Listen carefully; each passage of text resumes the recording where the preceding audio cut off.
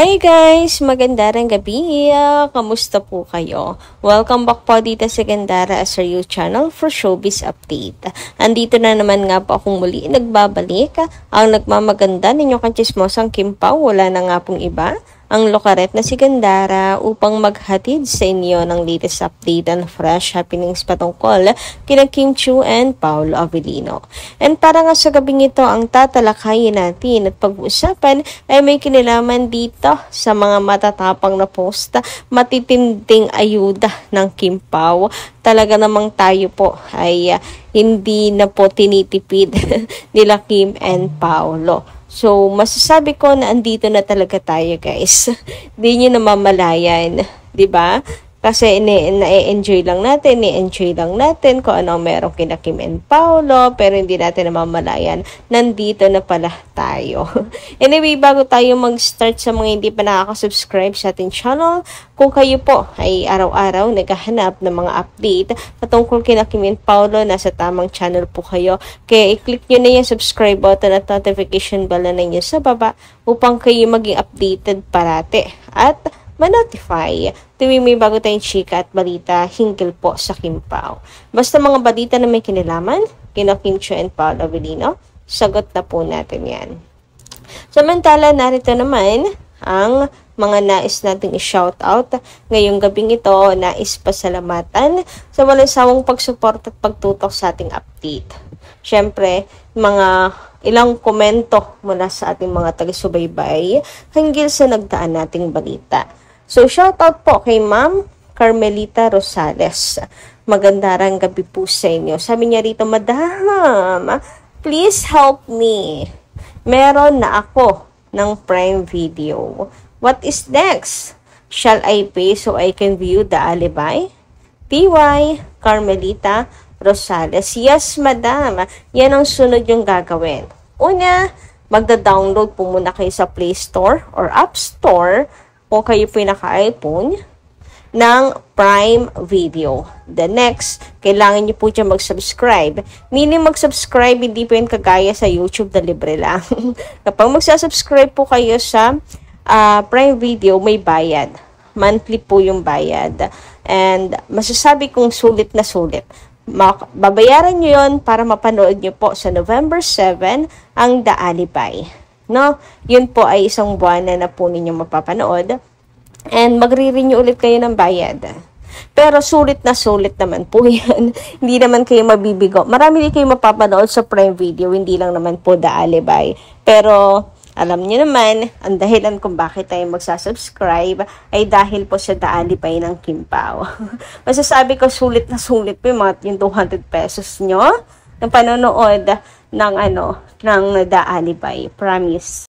Anyway, shout out din naman po dito kay Miss Van. Magandang gabi. Sabi niya dito sa kanyang komento, hello Miss Gandara, thank you so much. Happy mga fans and mga seniors sa mga nakikita sa post nyo, Miss Gandara. Yes, depende sa ating paniniwala. Basta ako, panatag na sa ating idolo. Love them very much. More kilig at super sweet ang Kim Pao. Thank you muli.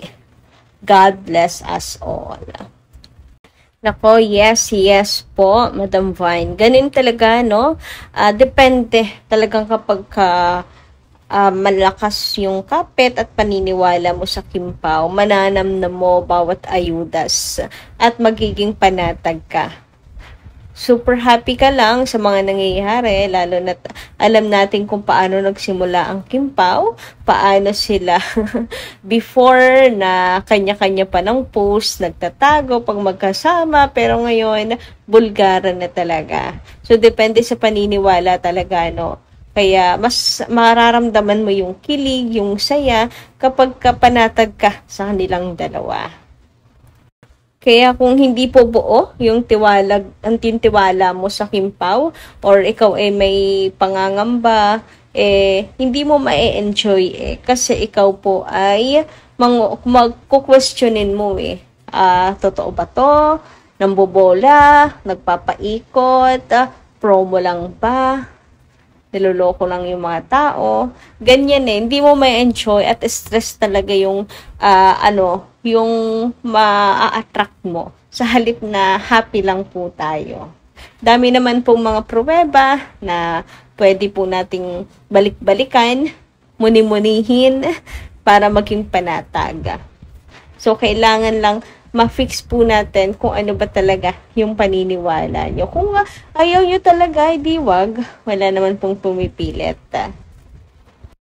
Samantala, ayun naman po dito sa komento ni Ma'am Norma Dayag. Magandang gabi and shoutout din sa inyo, Madam. Sabi niya, good evening.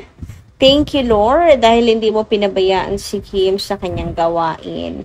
Lord, lagi mo po silang gabayan at iligtas sa anumang sakuna, lalo na kay Kimi. And hopefully, Kim ay ligtas po sa lahat ng mga ganap, especially yung may hirap na scenes nilang dalawa.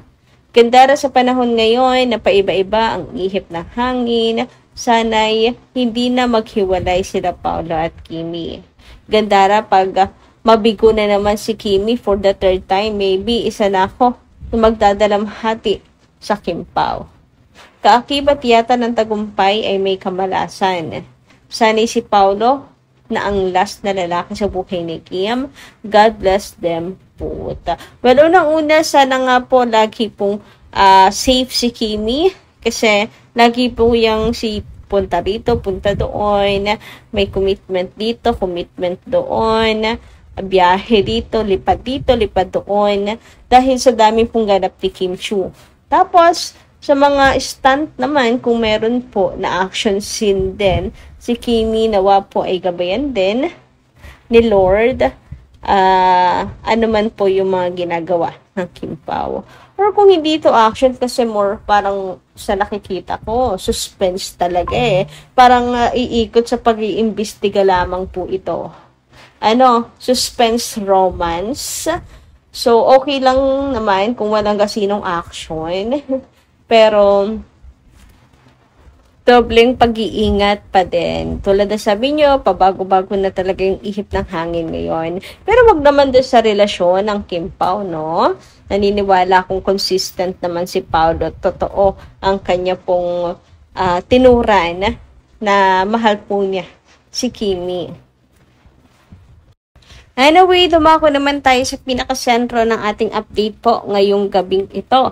Sobrang dami pong paayudas ngayon ng Kim Pao, grabe. Pati ako naloloka, nalilito, ako ano yung uunahin natin. Sobra kasi, mas nangingibabaw kasi yung kilig ko na parang gusto ko nila mag-stay still, pagmasdan at gumiti habang tinitingnan ang pictures ng Kim Pao together. But anyway, ayan, naalala niyo po ba itong post na to ni Paolo Avellino? Ito po ay nung doon sila sa Vancouver, Canada. And syempre, maalala nyo yan. Ito yung pinagkaguluhan natin last time, di ba? And hanggang ngayon, pinagkakaguluhan. Pinost kasi yan ni Paolo Avellino sa kanyang account. And then, syempre, highlighted po si Kimi. Aba, tumatapang nga, di ba? Pinag-uusapan natin nung nakaraan. Tapang, may pag-flex na yan. Kita nyo nga si Kimi dyan, kumukuha ng larawan. Ito pala yun. Ito pala yung kinuha ni Kim Chiu. Ay, ganda ng shot. Diba? Pababa yung camera ni Kimi. Mula po sa baba yung angulo nitong picture ni Paolo. Ganda, ha? Galing kumuha ni Kimberly. Talaga naman, iba? Nagagawa talaga ng love. Anyway, ayun nga. Grabe. Sobrang sarap pagmasdan ng Kim Pao. Lalo na itong mga larawan na to. Pagmasdan nyo ang ngiti sa kanyang mga labi kung gaano siya kasaya. Ito po, proud na isinishare ni Kimi ang kanyang masayang buhay kasama po si Paolo Avellino. Masaya habang kasama si Paolo Avellino sa kanyang buhay. Huy! Or should I say, masayang relasyon nila ni Paolo Avellino. Kita nyo yan, di ba? Ang ganda lang, ang gagandang memories, ang sayang memories lang na sinishare ni Kim Chiu. And ayun, nahinayaan po niya na maging tayo dito involved. Kasama natin or ma-share sa atin yung journey na ito ng Kim Pao sa Vancouver. Di ba ang sarap pagmasdan na ganyan po kasaya si Kim Chiu? Nawa nga po ay hindi na ma-broken at mapalitan niya ng lungkot at pighati. Kasi sobrang happy ako na nakikita kong ganito kasaya si Kim Chiu kasama si Paolo Avellino. So masaya po sila sa piling ng isa't isa. Nawa nga po ay parati lamang na ganito po sila Kim and Paolo. And kita rin naman po ninyo kay Paolo kung gaano po siya kasaya. Basta sobrang saya lang po ng buhay ngayon nila Kim and Paolo. Kung maaari lang, diba, wag pong matapos. Ganito lamang po sila kasaya. Kabuo. Ayan. Alam mo yung mga ngiting in love, masaya na sa masayang relasyon. Kaya't dalangin ko at dalangin po ng lahat na sana'y wala pong makapagpasira sa kanilang dalawa. Alam naman natin daming asumot, daming sumusupok sa kanilang dalawa.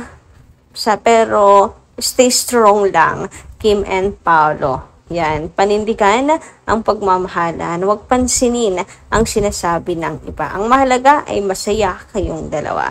Tingin lang po muna ating update. Maraming salamat po sa inyong pakikinig. Kita-kits po muli tayo sa susunod ating chikas. Maraming pong salamat.